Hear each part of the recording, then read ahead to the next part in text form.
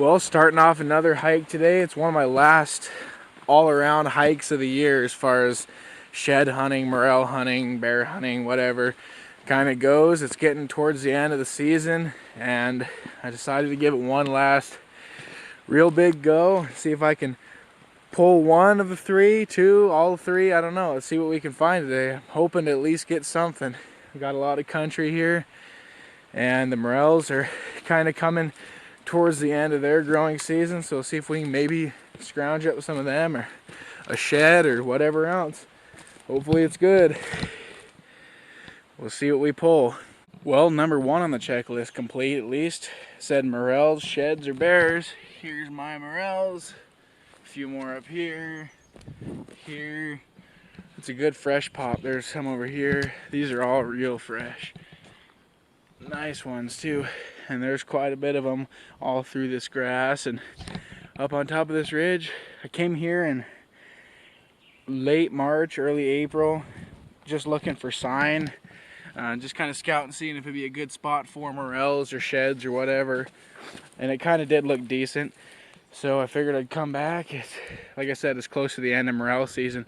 I didn't really expect to find any, just because it's getting kind of warm, but there's another one. Pretty cool, finding a whole bunch of them. So this is a cool surprise. Like I said, number one on the list down. Let's hope that we can find some sheds too while we're up here. Let's keep going.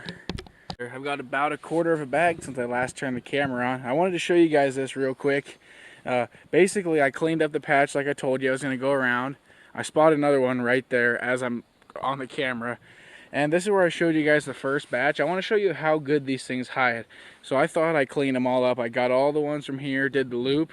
I'm back down here. I found 2 or 3 walking in. And I'm right here. Boom, there's one. Right next to the bag. This is where I showed you guys a video. There's one, there's one. You might even be able to see them on the video. I completely missed them though. Like, they hide pretty good in my opinion. Yeah, so basically that's kind of cool. 3 or 4 extras. I'm still looking for morels and sheds, and this is only the first patch. I've been walking for about an hour to get to where I usually find them. And where I live, basically you can't find morels too much in quantity, so I have to come to this spot that I found while hunting a long time back, and now I kind of have it, and it's always produced. So this is a long drive from home to get to where I find these things, so that's kind of another reason why I want to find a bunch while I'm here, because it's not just a backyard mushroom hunt. I'm looking. Oh, here's some false morels too. What you guys are on. Kind of look similar, but they're definitely not good to eat. But yeah, like I said, this is a long ways from home, so to make it worth it, I like to get at least a gallon of morels, no less. But I mean, last time I got 2, a little over 2, so that was a good payoff. And I'm still finding them. There's another one right there. That's one I didn't even see for sure. So just walking the loop pays off. There's all the ones I just pointed you guys. This one, and here's where I started. There's my backpack. I missed all of these. So once again, I'm going to grab all these. We're going to keep shooting up the ridge, see what else we can encounter today. I told myself at the bottom that once I found my first gallon, here it is, that I would go a little faster and kind of start looking more for sheds and glassing all these clear cuts across the canyon for antlers and bears.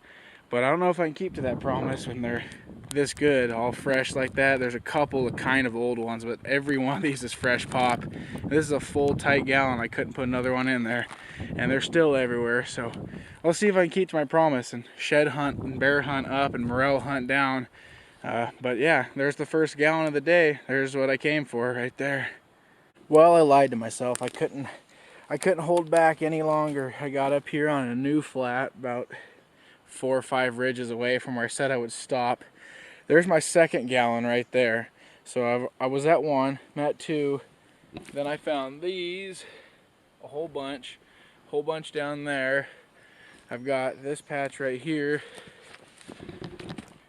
Crazy amount of morels. There's a bunch along the trail.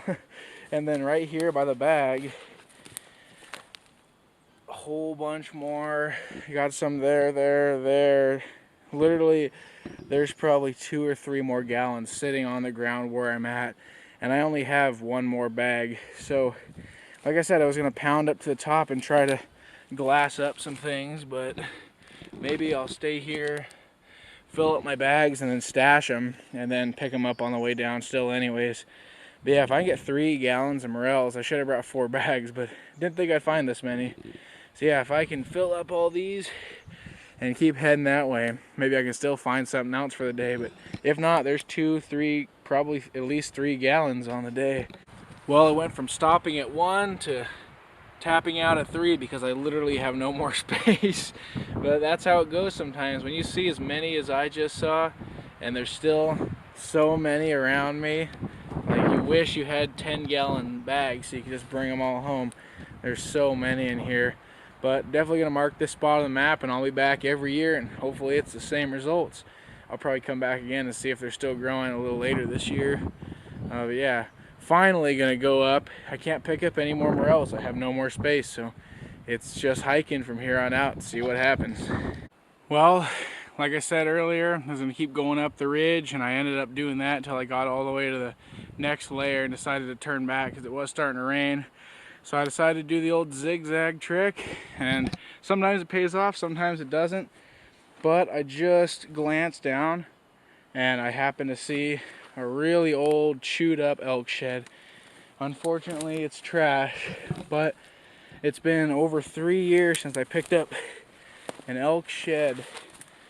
This is pretty cool, all things considered. But I wish it was brown, I wish it was nice condition. It's not any of those things, but there it is. Let's see, look around for the other side real quick, but it looks like it would have been a freaking 7-point. Of course they're trash. That's how my luck always goes. If it was going to be a monster bull, it's destroyed. If it's a raghorn or a spike, it's in good shape. Or it's just any little deer, whatever. But anyways, here it is. Yep, would have been a nice 7-point. Get out of there, look at that. Dude, it's tangled up. It looks like my big 7-point I found a few canyons away 3 years ago. He had a long sword.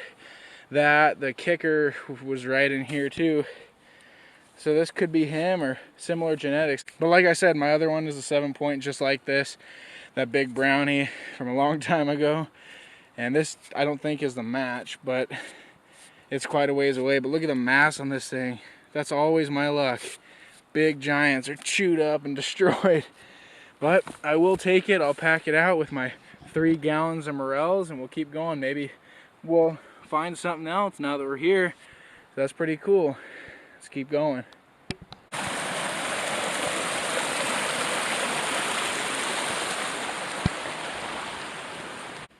Well, made it back to where I started. No more sheds. I did find quite a bit more mushrooms on the way down, obviously. but I only had those 3 bags. 3 gallons are full. My backpack was full. Had a little chunk of an antler on, so it wasn't a bad day altogether. Anyways, thanks for watching. See you guys all in the next video.